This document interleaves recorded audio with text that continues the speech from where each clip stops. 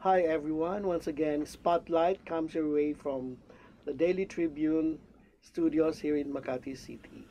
This is Jojo Silvestre. I'm with my co-host, Kate Lemit. And with us today are special guests from Special Achievers. They are Miss Dane Raymundo and Miss Karen Navarro. Navarro. So, hi there. Hi. Good afternoon. Tell us about Special Achievers. Yes.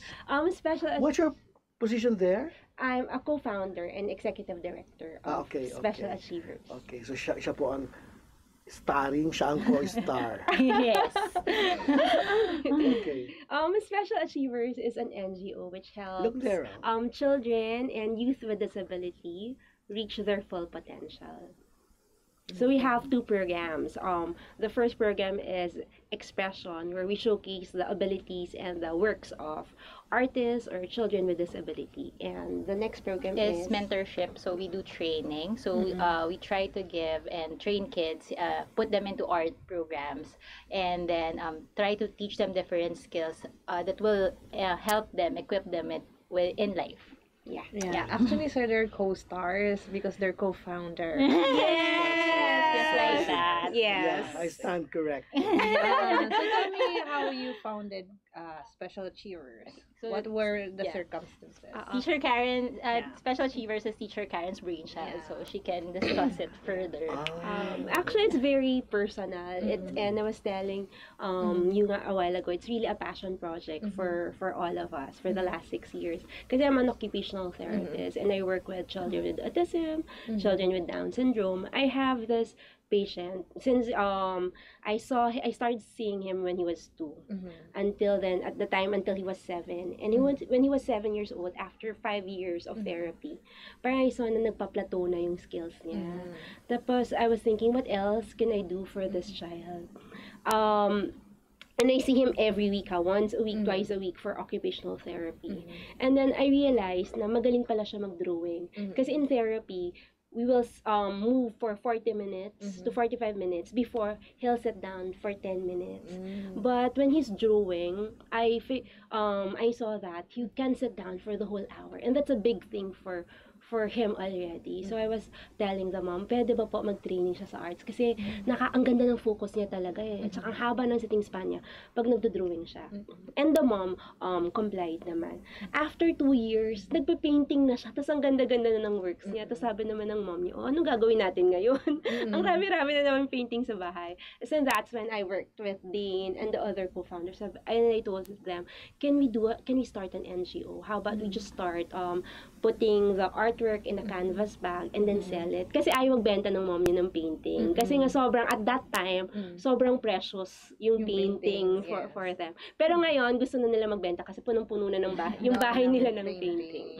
So it's just really, we started with an eco bag project. But then kasi, the bags, we asked people to post with the bags. We only have 2 artworks of children with autism.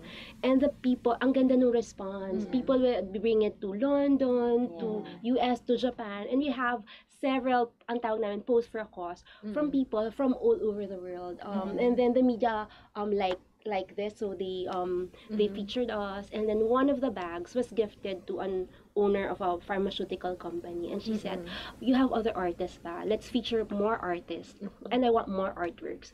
So from 2 artists, yung next year na, meron na kaming 10 artists. Tapos we're featuring 18 artworks. Tapos we started with just 500 bags. Next year, meron 12,000 copies of the calendars were printed. 1,000 was sent abroad.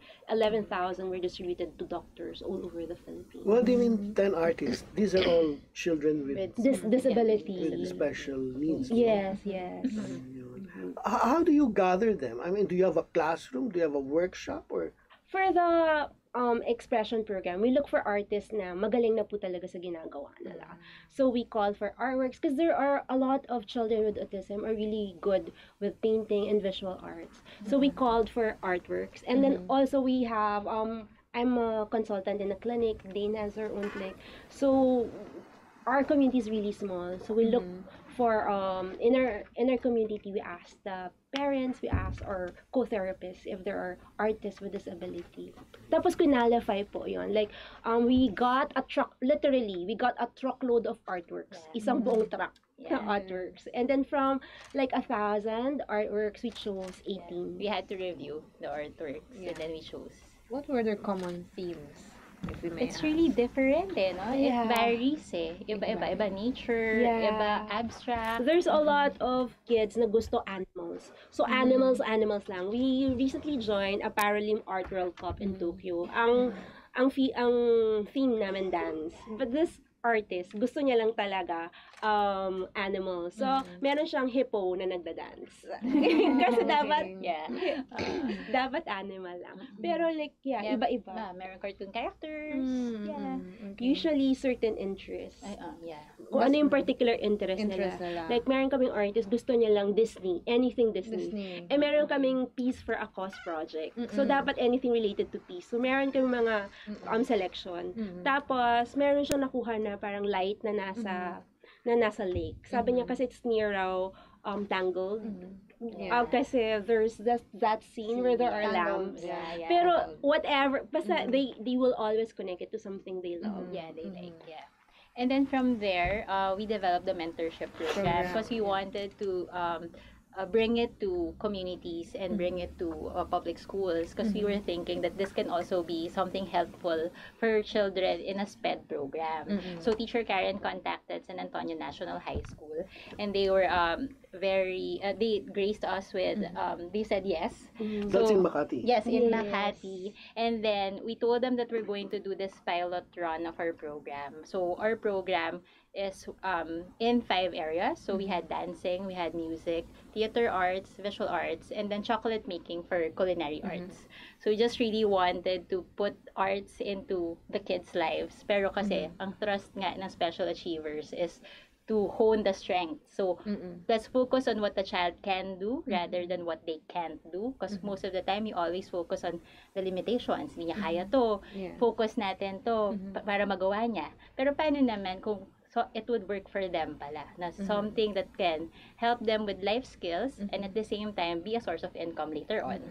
So, ang ginawa namin, it's mainly 4 areas. The dancing is for all the 35 students. So, we used it to regulate the kids. So, to give them vestibular input, sensory input, so that when we delegate them to their classes, they're more focused. Hyperactive Oo, kasi yung iba mga kids. hyperactive. Yeah. And then, saka sila magpa-proceed sa lessons sa visual arts, theater arts, culinary arts, and music. And then, it was a 1.5-hour session for 12 sessions. So, we ran it for 4 months. 4 months, Yeah. yeah. And then, but prior to that, we also trained the parents first. So, we had 7 sessions of 7 lectures of just providing parents with input, information about the program. And then just really empowering them so that we make sure that they're also on board. Kasi for the program to work, parents should be involved. And the Yes. SPED teachers also also- attended yeah. the trainings. And then we had a recital at the end. But we had to temporarily stop. Kasi naubusan kami ng funding. Who are with you? Who's supporting you? Right now we're back because we stopped like last December, and then from January to August we stopped our program, and then by September a funding from SM Cares came in. So we're continuing now, but only with 2 programs, We limited it dance to and dance music. Dance and music. That's, So yeah. so now we're funding, or we're trying to fund ourselves. Kaya we're having events and we have merchandise, so we can continue our program at San Antonio. Because we're looking at running it for 2 more years so that we can really see the outcome because we need to see changes eh. Yeah. So of course the 12 session period is not enough, definitely. So yun. Why are you girls in this field? You could be Go in out accounting. Occupational therapists. Yeah. They are degree holders that they could, Just find work somewhere opportunity else. outside. Yeah. For me, this is really a passion project. I was telling them, I know this is something that I really want to do, and if I don't do it, I feel I couldn't live with myself. Yeah, I really like doing it eh. I also am into the art. So parang for me, para siyang combination of two things that I like to do. So, part of it is helping and part of it is doing art. So, wala. I just really enjoy doing it. Siya iba if you see the progress of the kids. Because we have a documentary. We documented everything from the start to the finish. Yeah, here is the poster. Ayan. And we Poster of have the a, documentary. there. We have a screening. We had a premiere at SMOA last Sunday. But we're doing another screening this November 30 at Artist Playground in Quezon City, 5:30 p.m. Who did this? Yeah. Miguel Espeña is our director. The famous Miguel Espeña. Yeah. He's very talented. Yeah. Yeah. Lalo na if you see their growth, parang ang It's galing. very fulfilling talaga. Kaya ayaw namin tumigil because we wanna see saan kaya sila aabot. How long did Miguel do it? I don't know. I really don't know. But did she go around shooting? Yeah, she shot the video, some of the videos. Yeah. How were the kids? Were they... Some of them like being on camera eh. Yeah. Tapos nung screening sa SMOA, artistas, kasi syempre they saw themselves on the big screen. Kilig sila. Artista na daw sila. Yeah. You were so That's nice. Which is happy. true, Yes, and then parang yung iba, parang bigger goals, no? Like, there's a boy na very good at singing. Before, he just wanted to perform here. Yeah. Tapos now, he wants to go abroad. Parang yun na yung goal niya. Si JM Brasino, he's been winning competitions left and right. His goal in the next 2 years in our training, he's preparing for the voice competition. But that's what he really wants. Pero ang ultimate goal niya, West End, London. Yes. But it's nice to see that they have dreams. Oh. And big dreams at Bigger, that. yeah. Why? What were they before? I think before Before the medyo program. limited lang din sila eh. And even with the parents, they thought na parang hanggang dito na lang. But then, when we were doing the documentary and the program, parang they realized, ay, kaya niya palang magluto, kaya niya palang gumawa ng chocolates, or kaya niya palang mag-paint. So, ang galing. Kasi lahat na empower. Yeah. Even us. Yeah. What were the initial challenges? Yes. The first time you... Funding. Aside from funding. Funding talaga eh. Yung pinakamabigat. Kasi ang raming gustong tumulong, ang raming tumutulong. Tapos, sabi ko nga kay Kat, iba-ibang demographics. Yung chef namin, 65-year-old. Yung music teacher namin, nasa early 30s. Yung creative theater, nasa 20s, 25. Tapos, all of them got pay cut. Kasi parang, usually kasi per kid yan eh, ang bayad. Sa kanila, we just really gave honorarium. Just so we And can they were continue. okay with it. Oo, tapos we had a lot of volunteers. And a lot of them are from UP, Manila. Tapos they just gave their time talaga for free. Occupational therapists, speech And then also at pathologists. Ateneo. And Ateneo. For the dance. For the dance. Company of Ateneo dancers worked with us. Tapos walang honorarium. Though artists who worked with us didn't even ask for honorarium. Free lunch lang. So we're working with really good people, kind-hearted Why? people. Couldn't they bring their own lunch? Kami na yung nag-present nun. Sobra naman. Sila na nga pumasahe nila. Bali, taga-Ateneo naman. Joke lang. But you know, ang ganda ng kwento with Ateneo. Kasi before, ang tinuturo namin sa kanila, ano yung interpretative dance na mabagal. Tapos, the Company of Ateneo Dancers, they have this program, parang, what they call this, CAD Scares, where they go to public school and interact with the kids. Ang sinasayaw nila, hip-hop. Oo, so super fast. Tapos yung mga kids namin, nagulat kami. Nag-hip-hop din sila. Because of the beat. Yeah, they can follow. Hindi sila magaling kasi sa interpretative. Tapos mas nung hip-hop na. hip-hop, magaling pala kayo sumayaw eh. Yeah. Mali pala yung kanta namin. Mali yung genre. Mali yung genre. So yun. Tapos they're very nice. Like if they have concerts, they invite our kids. Tapos kami naman, if we have events, we invite them. Ganyan. So yeah, we have very supportive community. So sa mga bata, how to engage, how to deal with the children. What's the easy part? What's the difficult part? For yung start was to get their attention. Kasi yun nga, some are very hyperactive and they can't focus. That's why we integrated dance talaga. So for everyone, for all of the 35 students, to have dance first before they actually go to the classes, the sessions. Kasi ang hirap pag hindi sila nakafocus. Tapos, like for example, one student in music would have a visual schedule so that he would know what would happen next. Kasi pag hindi niya alam, he tends to stand up, he tends to go around. So, medyo tina-tailor fit din namin depending on the population. Ano pa yung challenges mo? Sa mga kids. Yeah. Actually, if you find out what their interests are, mas motivated kasi talaga sila. Okay. So, yung finding work sa 4 na programs, saan talaga sila pwede, yun yung mahirap at the start. Pero when they found out na, dito pala talaga, then they're able to Big focus. factor was that they were enjoying eh. So what do you think are the factors that a volunteer must have? Number 1, patience.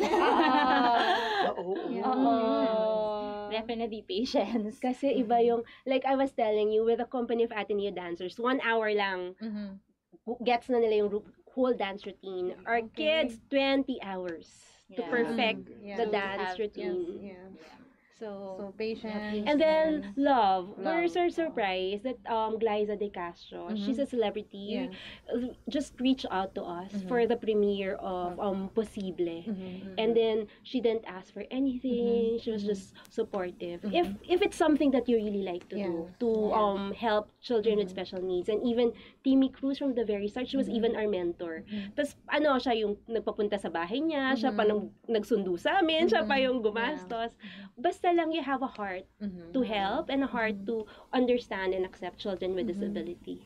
Can you ask Timmy to come here one time? Yes. So we're looking forward to having Timmy. I always Well, liked her. Where does she live? Quezon City? Makati and Tagaytay. Okay. So you will ask her to come over. Yeah. She's been supporting us since we were very small, since we started. How did you meet? We're classmates in meditation. Oh, really? Yeah. Or maybe another time you can ask the meditation teacher to join us here. Yeah. I think it would be nice to have a lot of health and wellness and this kind of work. So what's the fulfillment? You said you can't live without it. Ganun ba yun? Because you know that feeling when you have to do something. Kasi this thing has been bugging me for a couple of years. Parang for a decade almost. Parang you have to do this. And I was saying, I don't have time, I don't have the resources. But just have to say yes to the project. And then the help will come in. You'll be so surprised. Hindi namin inakala that, It's been bugging you for 10 years? Yeah, almost a decade to do this. Kasi mahirap yung sa San Antonio. Kailangan namin ng resources. Actually, we started San Antonio with only 25% of the funding. Tapos medyo matagal for the other funding to come in. So at certain point, naglalabas kami ng sarili naming pera to just continue it. And I think the planning is also difficult to design the program. So kaya siguro bugging her. Kasi how can I make it? How can I make it happen? Parang the implementation also. Medyo matrabaho siya sa start. It's not clear to me, no? Itong mga taga-Ateneo, they go there to teach. Yeah, volunteers. Kasi we have this program for 12 weeks. Pagkatapos nun, nilalagay namin sa social media. And sometimes people would ask us, can we visit the kids? Can we give them, can we provide something? Can we bring them out to concerts? So there was one Saturday when they went and then interacted with the kids and taught them how to dance. Ganun pala nag-umpisa yan. And then since then, pag meron silang concert, imbitahan naman nila yung mga kids to watch their concert. Tapos kami, nung may event kami sa MOA, imbitahan naman namin sila to dance with the kids. So it's, we keep the connection talaga going with the sponsors and with our friends. Like Timmy Cruz, we met her. She started being our mentor in 2013 when we started the NGO. Meron siyang tinuruan isang child with autism to sing. To sing and dance. So, we went to her, we met in Tagaytay. She picked us up. She was our driver. She brought us to her house. She fed us there. And then she taught by the child with autism how to sing and dance. And then, in one program of ours, nag-perform silang dalawa. Yeah. Oh, really? So, ganun yung mga tao na tumutulong sa amin. Hindi na namin pinapalunch. Sila pa nagpapalunch sa amin. May patagaytay pa. May tagaytay pa. Oo. May mga car pa. Driver pa namin minsan. Kasi talagang, that's why it was hard to start. Because in terms of resources, we're very young and we're not rich naman. So, yeah, very limited resources. But it's even more remarkable now with limited resources and you jumped headlong doing this, which bugging you for 10 years. Yeah, because it's like you said, passion. If you Passion. Let's talk about your day jobs. Yeah. Since you've been giving away, obviously you're rich, no? No, So, not really. I mean, sa puso, Okay, you can afford really to give some. In my case, I'd give it all to my boyfriend. Pero, you know, We have day jobs. day so jobs. tell us about your day jobs. I'm a speech language pathologist. So what we do is to treat and evaluate children, a pediatric and geriatric population, in terms of if they have communication disorders. Pati geriatric. Yeah, the ones with stroke, who had stroke, traumatic brain injury, dementia. So anything related to communication for them to be able to understand and express themselves. Can you teach me how to speak like a man? Pero yung mga ganon. Gusto ko sana alisin yung... Sorry, it's another specialty. Yeah. Gusto ko sanang alisin yung kulot. Yung kulot. Hindi pwede yun. Ano? Sir, it's what you call inherent. Kulot. Kaya siguro sa voice, Sir Jojo. But I don't Yeah. specialize in voices. So I Yeah. can refer you to someone who specializes in No, I'm voices. happy with this. It has served its purpose. And it does serve its purpose. So, I'm an occupational therapist naman by profession. And I work with pediatrics lang. Children and youth with disability. So from 2 years old until my oldest patient is a 23-year-old. And we're in the clinics naman kasi we're paid per patient per hour. So it's, what is an Pretty okay. occupational therapist? We help people go back to their occupation. Kaya occupational therapist. For kids kasi a lot of our patients, they don't know how to play. And play is very important because that's how they develop their skills. So basically, on a regular basis, I just play with kids so I can teach them skills. Kaya we thought of arts. Kasi in terms of the arts can really help build a lot of skills. Kaya we're pushing for arts. So it's something that's fun and kids will really enjoy. Ang saya ng trabaho niya. Play lang siya. With the kids.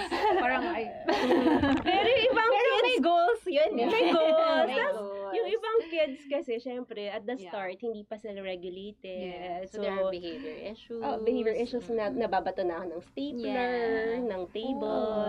So, At saka patience talaga. Oh my God. or because we work with children and youth with disabilities. Yes. So, iba-iba yung behavior. Iba-iba rin yung cases. It can range from autism, intellectual disability, learning disability. Can you talk more yung echo bag? Di ba nag-start kayo sa echo bag? Oo. Ay, ito na. Yan. Tanan. Teacher Karen, talk about that. This is Nicole's artwork. She loves to paint happy children. So what we do with eco bags is we put artworks of children with disability in bags. And then we sell it. So it will fund our mentorship program. Para hindi na kami tumigil sa aming project with San Antonio. We have another bag naman. It's Diego's, more of abstract painting. But this is where we started talaga. And then now we're relaunching it. Relaunching Yes, it. relaunching so, it. Ilan na yung nabenta or mababenta? We started with almost 100 pa lang nung premiere. But we're targeting sana 10,000. 10,000 for Christmas. So if you need gifts for Christmas, you need giveaways. Saan nila pwedeng bilhin? Online lang kami nagsasell sa Facebook /Special Achievers or Instagram Special Achievers. But during our events, our merchandise are there. Yeah. So because also we have postcards inside your because our artists we've been the NGO. Wow. Ayan. This is Diego's work. He's our abstract artist. This is Miguel's work. Wow. Actually, yung mga artists kasi namin, they've been painting for 6 years. So, this year, nag-join sila ng Paralim Art World Cup in Tokyo. And a lot of them, our artists have, nakapasok sila sa finals. So, out of 774 entries from 40 countries, nakapasok sila sa top 15%. So, we're promoting their works We're then. good. Earlier when we talked, you mentioned they're really good. Kids from the spectrum, they're really good with art and perception. Oh, yung ang napansin ko, children with autism, they're very good in terms of visual arts and perceptual skills. Kaya a lot of our artists have are children with autism. Tapos, not naman to stereotype, but a lot of the dancers are children with Down syndrome. Kasi sila yung mahilig to be on stage. Sila yung mahilig They like to mag-perform. Perform. Tama. Yeah. So we're talking about the eco bag, sir. And the postcard. Yeah. Okay. Si Diego actually, he had a one-man exhibit at 7 years old. Oh. Yeah. So, they're really good. How old Kaya is lang he doesn't talk verbally, but he expresses himself through his painting. Yeah. And how they could create so beautiful Yes, exactly. works. Yeah. Yeah. That's how they communicate eh. Yeah. At saka iba yung tingin nila sa world. These children. But how are they inspired? I mean, how could they even think of, how do they go about creating? Have you observed them? Si Diego, I observed Diego during his painting session. He loves kasi art attack. And art attack, di ba they teach how to make stars, ganyan. So he started from burst. Tapos over the years, kasi he started painting since he was 4 eh. Now he's 11 na. Oh, okay. So over 9 years, parang years. how many years na yun? 11 with this work. Yeah. So, Wow. Yeah. 11 and years the old, other sir. bag also. Galing. he's 11 years old lang now. So, That na-refine niya na. Oo. Yeah, na-refine. 7 years. Over Yeah, 7 over years. 7 Nag-start siya with the star lang. Yeah. Na-refine and na-refine and na-refine. Yeah, it Hanggang starts ganyan with na. their interest, no? Yeah, In interest. something that they see. Yeah. Like si Nicole, she only likes to paint happy children. Yeah. She wants That's it fun nice, daw. She describes it as fun. So she draws children at the park, children in the playground, children at having roller coaster ride. Pero yun lang talaga, happy Nicole children. did that? Yes. Ganda, no? She's 15 years old. 15. She started. She started around 5 years ago, so okay. around 10 years. 10 So it years took old. a while. It takes a while to build skills talaga eh, and for them to really be good at the craft. So kailan sila when do you meet them? We see them in the clinics. And for the expression project kasi, para kaming managers or talent scouts. We look We we look for artists. talent talaga. And then we ask for referrals, and then we meet them. We look at them when they're working kasi it's very important to see na sila talaga yung gumagawa. Okay. So we have videos of our artists really doing their artworks. Oh. So, And then do you meet them regularly or And then they anong have engagement? for the Ano? expression program, a lot of them kasi are affluent. Kasi it's expensive to have Yeah. art sessions. So they Yes. take care of their own training. What we do is we just promote their works. And Ayun, then they get a yun. percentage or a percentage for every product sold. yeah. Have you dealt with children who has a specific not so good memory of, di ba? Kasi we have this situation, when we're talking, not all families are very receptive or accepting of Yeah. the condition of their children. Actually, when we were doing the documentary, but we didn't include this kasi very sensitive. Yes, exactly. There was one mom who told us na yung son niya binubugbog ng tatay. Kasi we're asking her, bakit ba po pag sa session, this kid nananakit? As in, nag-hit talaga ng mga tao and very physical. Tapos the mom told us na hindi raw ma-accept ng tatay na may special needs yung anak niya. So nabubugbog minsan yung anak. So it still happens. It still happens. Meron talaga na sariling pamilya hindi ma-accept na may disability yung anak. That is something also you're trying to. Yeah, that's what we're trying to break also. That's why we did the documentary, just to show. Kasi ang ganda din nung realizations ng parents eh. A lot would say na parang, syempre devastated at the start. Yes. Like one parent was asking bakit daw siya. And then now, she's just very thankful, di ba? Yung bakit, napalitan ng Salamat. Salamat. Kasi Yeah. na-realize niya na parang gift It's sa such a kanya blessing pala. yung anak niya. Kaya nga we're really heavy on awareness. So we're doing the documentary, we're showcasing their abilities because we want people to see that, you know what, yes, they're different, but they're also able and they're capable. You just have to give them an opportunity. Yeah. Where are we at awareness now? Like, is the Philippines with awareness? Actually, it's sad to say na in a recent census, the government, the census of population, forgot to include persons with disability. Oh, really? Yes. Yeah, so that's where we are in terms of awareness. Yeah, they forgot in the 2015 census of population. So, ang statistics natin na most recent 2010. Yeah. Oo. So, talagang kailangan pa talaga to push it. Oo. But what we're happy naman that a lot of companies are opening up to us. Like SM Cares and SM Cinema was really help us do the premiere. And then we have a screening coming up with other schools and other companies. So it's opening up naman. Yeah. You've never thought of giving up what you've set to do? Which one? This one. Given the funding you mentioned, you I don't think I can stop now. Yeah. Because there's so many children and parents involved. And now, I'm surprised na yung mga parents, sabihin nila sa'yo, Teacher Karen, maghahanap ako ng pondo, tutulungan kita. Wow. That's good.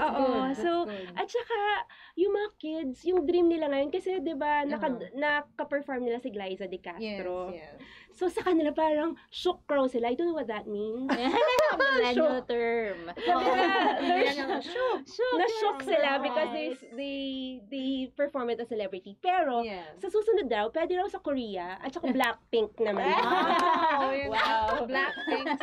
So, all girl group, Korean group. So, with this kind of enthusiasm, I don't think I can't stop. Yeah, it's really an advocacy and it's commitment na eh. So, I don't think you can just easily stop it. Do the kids tell you? I don't know their Language. capacity, but do they tell you their dreams or they want to become? Do they? Some. Meron yung Merong mga nagsasalita, no? nagsasalita, sinasabi nila sa amin. Yung iba, you'll be surprised, kahit na hindi sila nakapagsalita, they'll go near you, tapos mag-high five siya. Or, try yung magsalita, kahit na hindi mo siya naiintindihan. Kasi nga, they're very happy. Actually, meron ka sa dance program, 14 yung kids namin. 2 doon may cerebral palsy, which means iba yung movement nila. So, I was telling the dance coach and then the other mentors, pwede bang alisin na natin yung may cerebral palsy kasi hindi talaga siya makasabay sa tono. Pero yung mukha nila, kahit na hindi Very sila happy. nagsasalita, they're just very happy that they're performing, they're very happy that they're included. We can't take them out because they just love what they're doing eh. And even if they don't tell you, you'll see it in their faces, in their smiles. So yeah.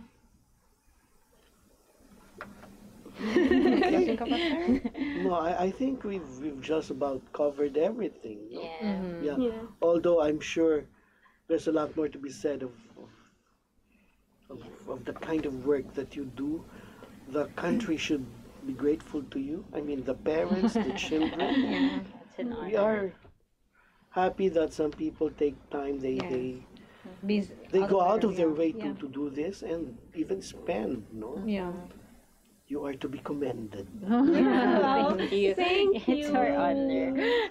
So We with love that, doing this. we thank you for being with us today.